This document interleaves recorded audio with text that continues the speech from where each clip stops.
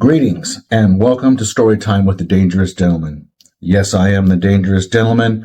No, I did not give myself that nickname, but I certainly did earn it.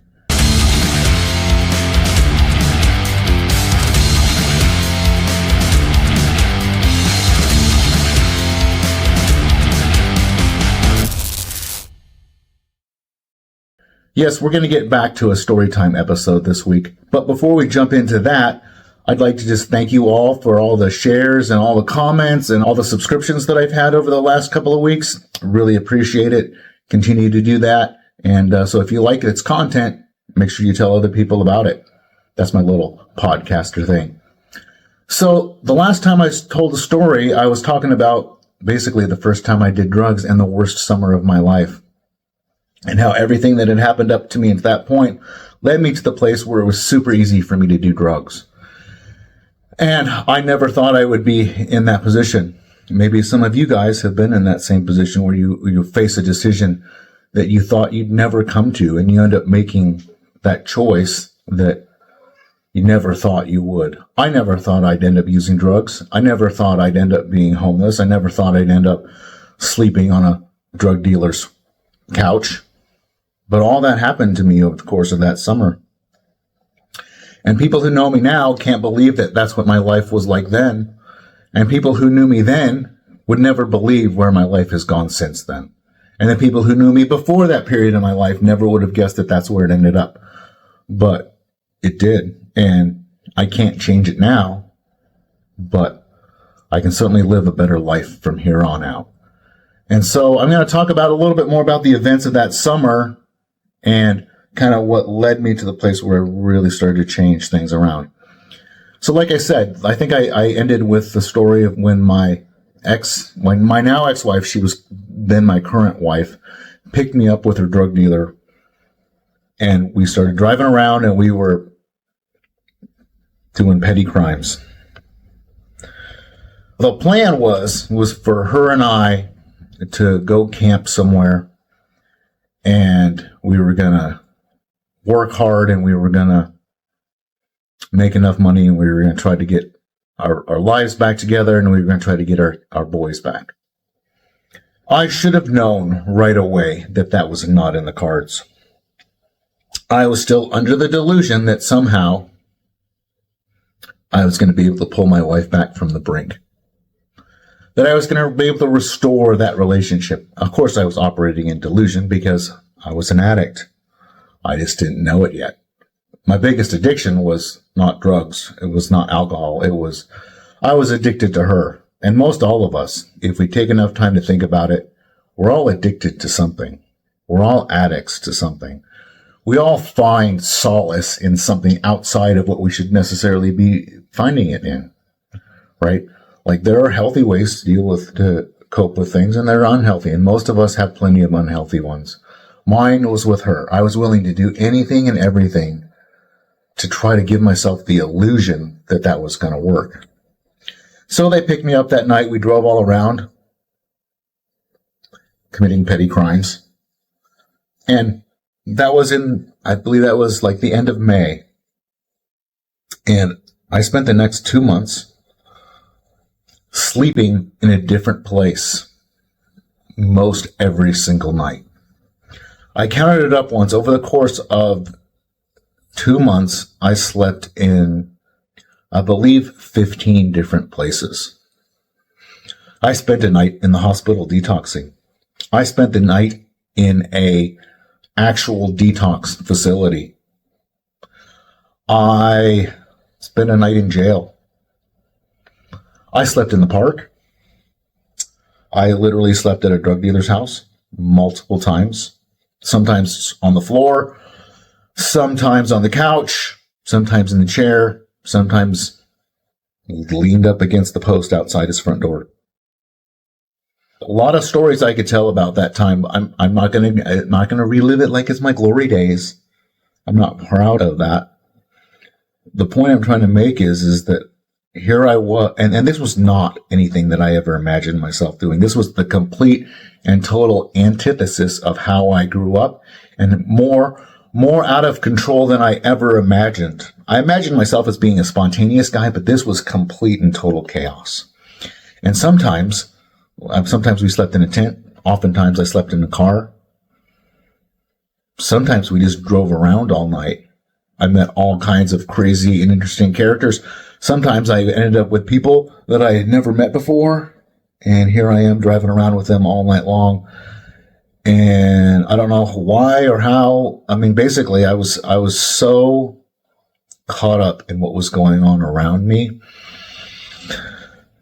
that I was willing to put myself through just about any kind of crazy situation possible. Shoplifted. All this time, I'm trying to maintain the appearance with my kids and with my family that everything's okay. I would go to visits with my kids. I would run into my mom or my sister who was dropping them off, and I would talk to them like everything was fine, and I was still working. I wasn't working as a chiropractor. I was working at Lowe's part-time in the flower department. And so that was barely keeping food on the table. Oh, not on the table, on whatever was right in front of me. Yeah, it was just craziness. And I was sometimes, I think I was able to spring for a hotel a couple of times. Sometimes I was hanging out with my wife, and a lot of times I wasn't. Sometimes we were running around to score drugs from this and that and the other thing. And I was, again, trying to maintain this mirage to my mom, my sister, my family, my kids, my lawyer, my counselor. I was still going to counseling during this whole time. My life was a complete and total wreck. And I was able to keep this all from them. Well, mostly. I mean, they all had suspicions. They all kind of had an idea that something crazy was going on. I could tell some stories. Like the time that I was supposed to go and have a visit with my kids. I was supposed to have a visit with my kids, and then my wife was supposed to have a visit right after me. And I was supposed to meet up with her before the visit. And she was going to give me some money, and I was going to go buy some food and some snacks and stuff to go so I could meet the kids with some snacks. And she never showed up, and she never showed up, and she never showed up. And finally she shows up, and I'm like late for the visit. And this is not a good thing. She shows up late for the visit, and she is cracked out of her gourd. She had taken the money that I had given her that she was supposed to then bring some of it back to me so I could go buy the snacks for the kids. And she just, of course, like a drug addict does, she spent it on drugs. Like I remember one time too, I get a phone call and I'm like, this guy's like, hey, I need the money. Well, one thing I learned during the course of all this time is that drug addicts trade their food stamp cards for drugs. Like they'll give their food stamp card to their drug dealer, and their drug dealer will go spend it on food, and then they'll exchange, however much they spend, that's how many drugs they'll get. So my ex-wife had given our family's food stamp card that we were supposed to use to buy food for our family, and she had given it to this drug dealer. And I found out that I couldn't find it, and I didn't know what was going on with it. So I actually called into the food stamp place and I said, I lost this. It needs to be canceled. So I get a phone call from this drug dealer, and he's like, hey man, what's going on? I'm like, I just canceled. I'm like, first of all, I had to figure out who he was and what was going on. And so he explains to me what's going on. I'm like, well, bro, I had to buy food for my family, and I didn't know where that card was, and I needed to track it down. And so I canceled it so I could go get another one so I could pay for food for my family. And he's still just all hot. He's all just getting all up in on the phone, he's just like threatening me and all this kind of stuff. And I said, do you understand who I am and what I know? And this is just kind of a funny story. It's actually rather humorous, and again, not something I'm proud of. But I said, I am an expert in anatomy. If you and I get into a physical altercation, I know where to punch you so that either you will instantaneously shit your pants or you'll never be able to get an erection ever again. I was totally bluffing. I don't know that information. I mean, I could make a reasonable guess, but I'm not accurate enough or probably strong enough or have the right technique to be able to actually do that to somebody. But he believed me. He wasn't going to call my bluff. And so he left me alone, and he left her. Well, she still hassled her for that, the money, and eventually, I don't know. I eventually just had to get myself out of that. I mean, I did eventually get myself out of it. And again, I'm going to spare you some of the details, and we're going to get to some of the highlights. So eventually, I found myself wandering around Spokane, and I didn't have, my car had gotten impounded with all of my stuff in it. So everything that I had with me fit in a backpack, and that was it. I had a pair of gym shorts, I had a pair of flip-flops, and I had a t-shirt, and I had my wallet, and I had a few bucks in it. And it was like 90 degrees, about 90, 95 degrees. And I just remember trudging all over Spokane in this horrible, and not knowing where I was going and where I was going to end up, who I was going to meet, but just having a vague idea of needing to go somewhere to do something. I remember walking into a donut shop and being like, and I looked like shit. I looked like crap. And they're like, "Hey man, are you hungry?" I'm like, "Yeah." And so they gave me a box of donuts. Best tasting donuts I've ever had, by the way. I remember, I believe it was that day that I finally called my brother. And I finally confessed to him what was going on. I told him, and it didn't surprise him. He knew without knowing that something was going on. First of all, we're twins, so we have that vibe thing, but he knew what was going on without knowing what was going on. My life was a complete mess. I had no money. I didn't have a car. I didn't have anything, right? And I was having to beg for donuts, and I was having to beg for a place to sleep at night. And I didn't know where I was going to end up. Thank God I didn't get mugged or something worse. I was threatened to be attacked. I had to at least verbally defend myself multiple times. So I'm having this conversation with my brother, and I finally tell him what's going on. And it's I still didn't know what to do. But that got his brain turning, and he started to think about things. And I then called my mom, and I told her what was going on. And again, she was not surprised, because moms know these things too.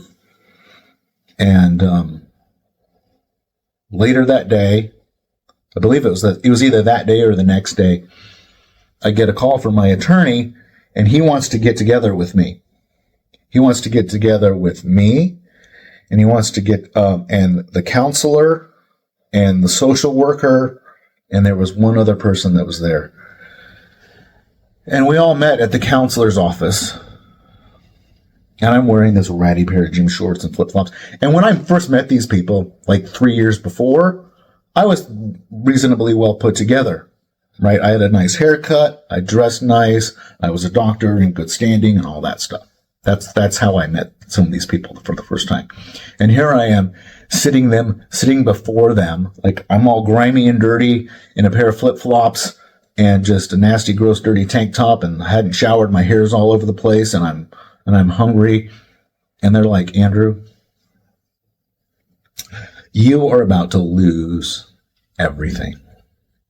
You may think that you have been fooling us for this whole time, but we've had our suspicions, and we've all talked, and we've all realized that there is something going on." And my attorney, I believe it was my attorney, was the one that asked me. He said, "So, are you okay?" And I just started crying. Here I am in this meeting where we're trying to determine the fate of my future and the future of my children and all that stuff. And he asked me if I'm okay, and I just start crying. And I held out my arm.